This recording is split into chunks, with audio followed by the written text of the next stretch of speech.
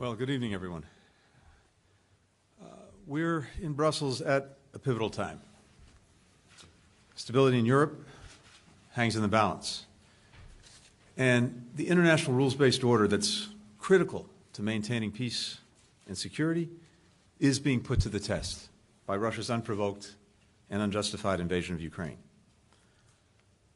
The Kremlin's attacks are inflicting an ever-increasing toll on civilians there.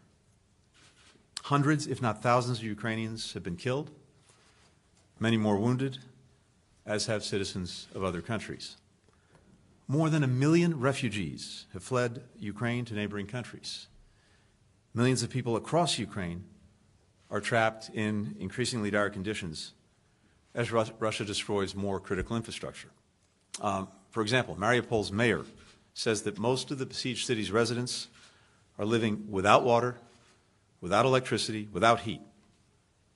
Bridges to the city have been destroyed. Women, children, growing ranks of wounded civilians cannot get out. Food and medical supplies cannot get in. The mayor wrote today, and I quote, "We are simply being destroyed." The world has seen Russia use these grisly tactics before, in Syria, in Chechnya. Meanwhile, Russia's reckless operation around the Zaporizhzhia nuclear power plant risked a catastrophe, a nuclear incident. The Kremlin should immediately cease all attacks around Ukrainian nuclear facilities and allow civilian personnel to do their work to ensure the facility's safety and security, as both the IAEA Director General and a resolution adopted yesterday by the agency's Board of Governors have called on Russia to do. The Ukrainian people and government continue to show remarkable courage in defending their country, defending their freedom, defending one another. We said that if President Putin invaded Ukraine, we would increase our support for Ukraine's ability to defend itself while imposing swift and severe costs on the Kremlin. That's exactly what the United States and our allies and partners are doing. That was the focus of our ministerial meetings today with NATO allies, with the G7, with the European Union, as well as in my discussions with NATO Secretary General, with the EU Commission President von der Leyen, with the EU Council President Michel. We want our alliances to be strong enough to meet any threat. That's why from day one, President Biden made reinvigorating and re-energizing our alliances and partnerships the foundation of our foreign policy. It's why, as Secretary of State, I've come to Brussels, home to NATO and the EU, more than to any other world capital. And that's why we invested so much effort in finding new ways and coalitions to bring allies and partners together. Now we're seeing why that work matters. At NATO, we were joined by the ministers of Finland and Sweden, the EU High Representative Josep Borrell, the foreign ministers of Ukraine, the United Kingdom, and Canada, as well as the Secretary General Stoltenberg, also took part in our meeting with the EU. Never before have NATO and the European Union and other partner nations worked so closely together. This is a new kind of cooperation, and we'll bring this to bear not just in this crisis, but in the years to come. And our European allies and partners are stepping up to lead in unprecedented ways. For the first time, NATO has activated and deployed parts of its response force. Several NATO allies, including the UK, Germany, the Netherlands, Denmark, Spain, France, have sent troops and aircraft and ships to reinforce the alliance's eastern flank. Every NATO ally is providing either military or humanitarian aid to Ukraine. Most are providing both. For the first time, the European Union is financing the purchase and delivery of military assistance to a country under attack. The bloc swiftly adopted the biggest sanctions package in history against Russia. And the EU has granted immediate refuge to Ukrainians and others who call Ukraine home, the first time it has invoked this protection mechanism. Individual countries are also taking extraordinary steps. Germany is doubling its defense spending. Poland has opened its arms to more than 500,000 Ukrainian refugees. Switzerland set aside its tradition of neutrality to adopt the European Union sanctions on Russia. The list goes on. These and other efforts by our European allies to deepen their own capabilities and cooperation do not undermine the transatlantic security alliance, they deepen our collective might. As recently as a few weeks ago, some questioned whether if the regional or international rules-based order came under threat, whether our European allies and partners would be willing to shoulder their fair share of the burden, the risk, the cost to defend it. In the last 9 days, European countries have demonstrated they are more than ready to stand up and stand together. And the United States is standing with Europe, pursuing complementary actions and policies in close coordination with our allies and partners. To give just a few examples, we've deployed an additional 7,000 troops to Europe and repositioned our forces already on the continent to strengthen NATO's eastern flank. We continue to tighten our severe economic sanctions on Russia. Last night, as I think you know, we extended temporary protective status to tens of thousands of Ukrainians living in the United States. And the President has requested an additional $10 billion from Congress to deliver more humanitarian, security, and economic assistance in Ukraine and the surrounding region over the coming days and weeks. Yesterday, President Putin said his so-called special military operation is proceeding exactly as planned. Well, it's hard to imagine that his plan included inspiring the Ukrainian people to defend their country with such tenacity, strengthening the resolve and solidarity of NATO and the EU, uniting the world in opposition to Moscow, including 141 countries at the United Nations, an unprecedented number of international businesses, associations, cultural institutions that have cut ties with Russia, causing the Russian economy to go into freefall, motivating tens of thousands of Russians to protest and countless more to leave the country, and increasingly turning Russia into a pariah state. If that was President Putin's plan, well, you can say it's working. Russia has never been so isolated. We have never been more united. But let me reiterate one thing, because it's very important. We take these actions not because we oppose the Russian people. We do not. We regret that tens of millions of Russians will suffer because of the dangerous decisions made by a tiny circle of corrupt leaders and their cronies who have consistently put their interests above those of the Russian people, who are doing everything they can to hide their war of choice from the Russian public. Today's discussion with NATO, the EU, the G7 affirmed that we're fully aligned on our goals and our determination to meet them. We'll deepen our support for Ukraine's brave defenders and for the Ukrainian civilians suffering as a result of the deepening humanitarian crisis. We'll continue to raise the cost for President Putin and all who carry out and enable his war of choice and the devastation that it's causing. We'll continue to strengthen our capacity to defend our collective security and deter further escalation by Russia, including by upholding our Article 5 commitment that an attack on one is an attack on all. NATO's a defensive alliance. We've never sought and will not seek conflict with Russia. But as President Biden has said, we will defend every inch of NATO territory. No one should doubt America's readiness or our resolve.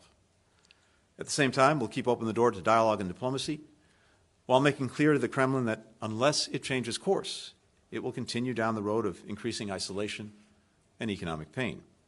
And we'll support Ukraine in its talks with Russia to reach a ceasefire and the unconditional withdrawal of Russian forces, something that Foreign Minister Kuleba and I have been discussing on a daily basis. In the meantime, we are working urgently with the government of Ukraine, the ICRC, and others to create humanitarian corridors that will allow civilians to get out of Ukraine's besieged cities and to allow food, medicine, and other vital supplies to get in. Russia's attack created this humanitarian crisis.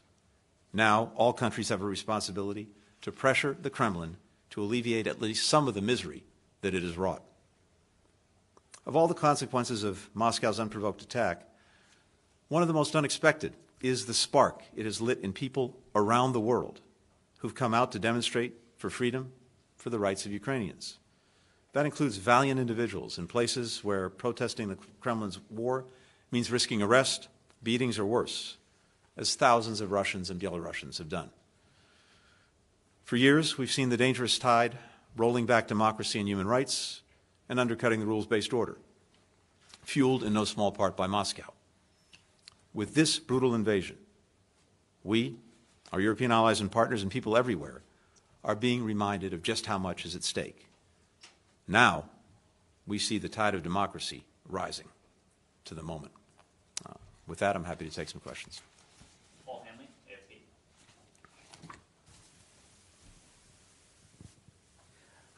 Mr. Secretary? Hey, Paul. The West has put unprecedented sanctions on Russia, very punishing, yet it doesn't seem to have slowed the Russian military's advance on Ukraine. Today, NATO seemed to forswear absolutely putting in a no-fly zone that might protect the Ukrainians. Given that, nothing seems to have slowed this invasion. What can you tell the Ukrainian people who only see things getting worse, seeing a disaster, seeing more suffering, and are pleading for more help from the West? And I have a little follow-up. I could ask it now or in a moment. No, go ahead, please. The West, NATO, has been involved in this in terms of supplying a lot of arms, which you've mentioned, to Ukraine. Can't it supply more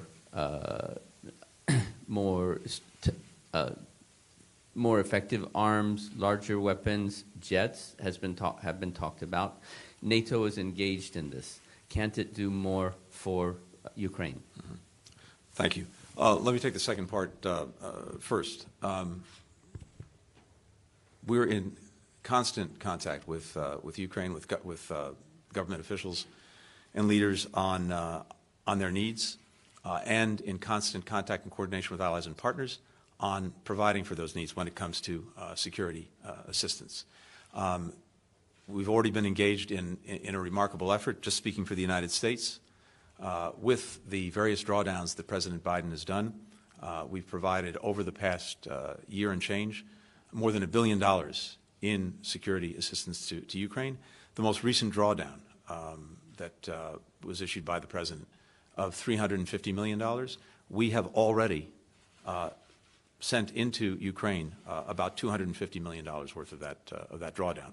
So this is happening every single day, and you're seeing the means that Ukraine needs to defend itself get into the hands of Ukrainians who are doing that. Having said that, one of the things that we talked about at length today in our various meetings at NATO and the EU was what more we can do and how to do it effectively. I would add that I think, as you know, Foreign Minister Kuleba actually came into our meetings by video. We heard from him directly some of the additional things that Ukraine is looking for. We're working on all of that every single day. We're also a week and change into this horrific war wrought by Russia. We've had already a dramatic impact far beyond, I think, what anyone would have expected on Russia and its economy. The ruble is trading at its weakest levels ever. It's worth less than a penny.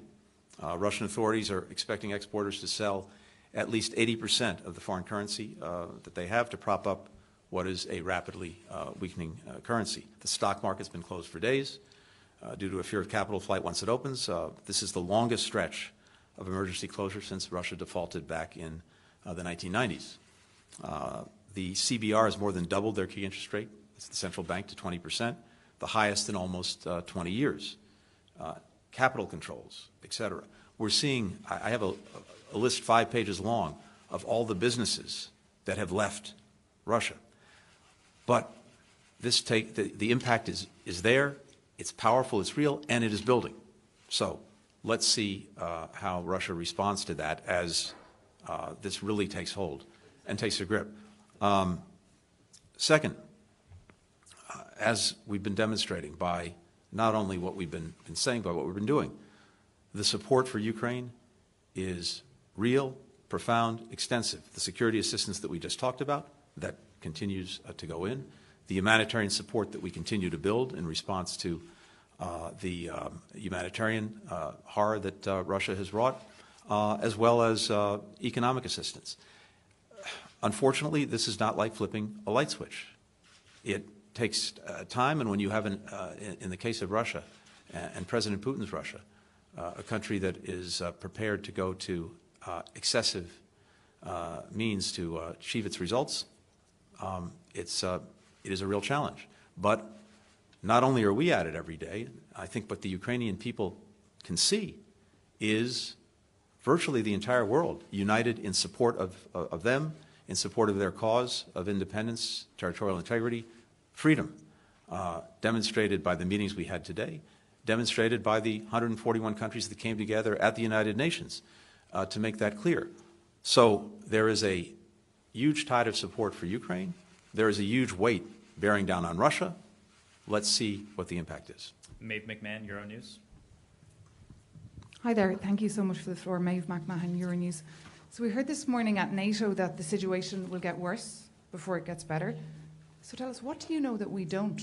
And is the no to the no-fly zone set in stone completely, or would you consider it if this conflict does become a massacre? And just to follow up, was it naive of you and, of course, the Europeans to trust in Putin to opt for diplomacy? Thank you so much. When we say it is likely to get worse, it's unfortunately based on everything we know about President Putin's methods when it comes to seeking to subjugate another country to his will, or another region to his will. We saw it in Chechnya. We've seen it in Syria. We saw it, of course, in 2014 in Ukraine. And what we're seeing on the battlefield is Russian forces seeking to encircle the major cities, including Kyiv, and we're seeing them use increasingly brutal methods, including going at civilians and civilian populations. So I think the terrible expectation is that the suffering we've already seen is likely to get worse before it gets better for as long as Russia pursues these methods. So that is unfortunately more likely than not, although we are doing everything we can to try to move us to a different track. With regard to the no-fly zone, I think you heard NATO Secretary General Stoltenberg speak to this earlier today. One of the responsibilities we have, even as we are doing everything we can to give the Ukrainian people the means to defend themselves effectively against Russia, we also have a responsibility, as the Secretary General said, to ensure that the war doesn't spill over even beyond Ukraine. And again, because I think he put it so well, as he noted, the only way to actually implement something like a no-fly zone is to send NATO planes into Ukrainian airspace and to shoot down Russian planes, and that could lead to a full-fledged war in Europe. President Biden has been clear that we are not going to get into a war with Russia, but we are going to tremendous lengths with allies and partners to provide Ukrainians with the means to effectively defend themselves. And of course, we're seeing every single day their extraordinary heroism, as well as very real results in what they're doing to achieve that. And I'm sorry, I missed the last part of your question. Just, do you feel like, because I remember we spoke together last spring when you were here in Brussels at the NATO headquarters, and I feel the question now is, do you feel that you were naive, or the Europeans were naive to trust in Putin that he would come to the table and he would choose diplomacy over this invasion? Well, I'll only speak for the United States. I think we were the opposite of naive. We have been saying, warning for months, that President Putin was planning and was likely to carry out an aggression of Ukraine, and of course, in recent weeks before the invasion began, I laid out before the United Nations, the Security Council, exactly what we expected Putin to do and how he would do it, creating bogus pretexts for war, and then using those false flags and other operations as justification for invading Ukraine. And for months, we made clear that this is what we expected, but at the same time, it's our obligation, my obligation, the obligation of allies and partners, to pursue diplomacy if there is any opportunity to do so, because, as we said all along, it's far preferable than what we're seeing. And again, as we said all along, there are two paths that Russia can take. One is diplomacy and dialogue. The other is aggression against Ukraine. And we said we would be prepared either way, and we are. Nomi Iqbal, BBC.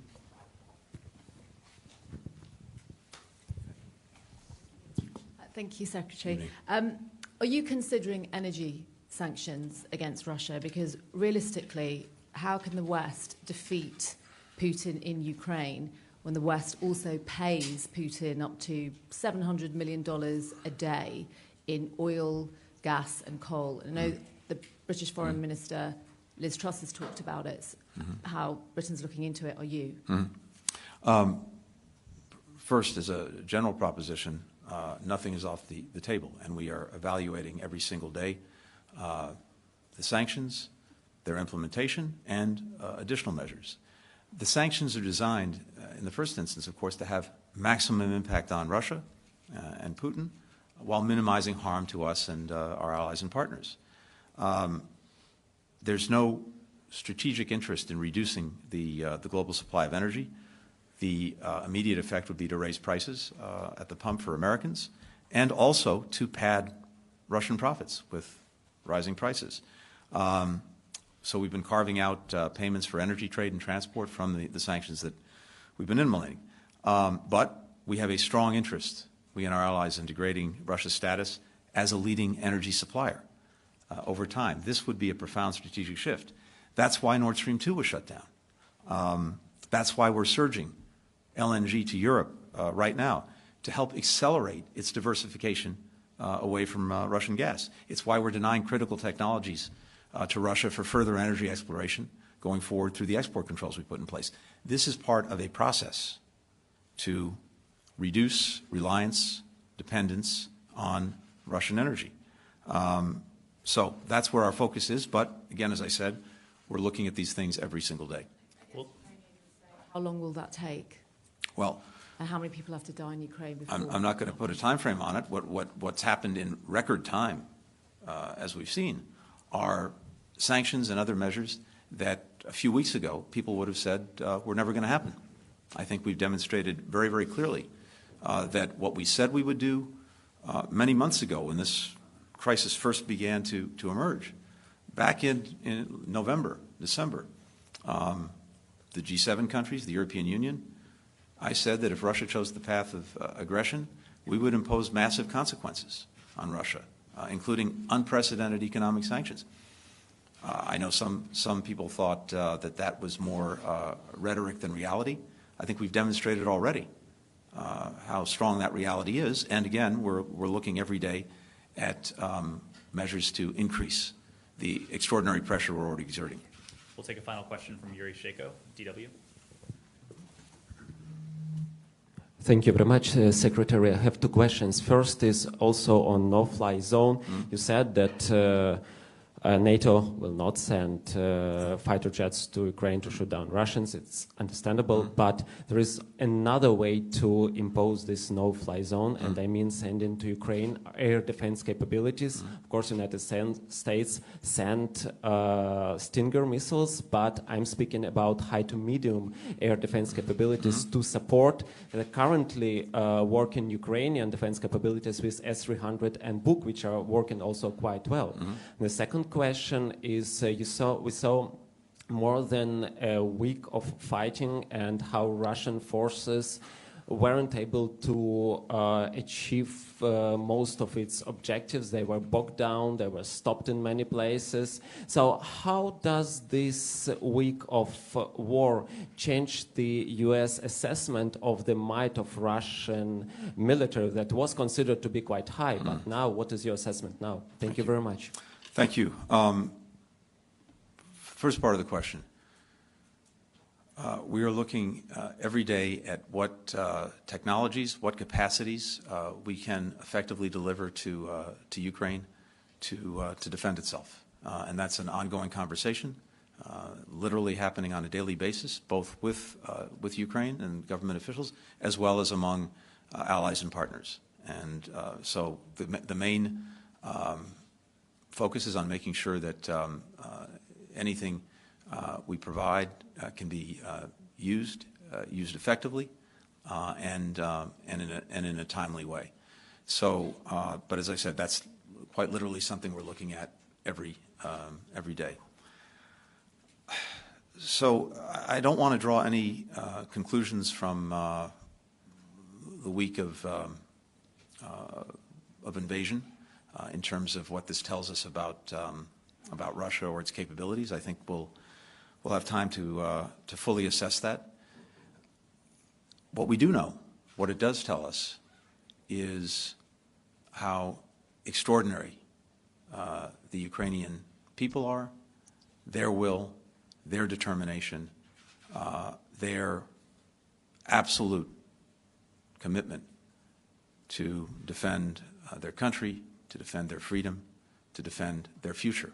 That's the story of the past week, and it's an incredibly powerful one. Thank you. Thank you very much.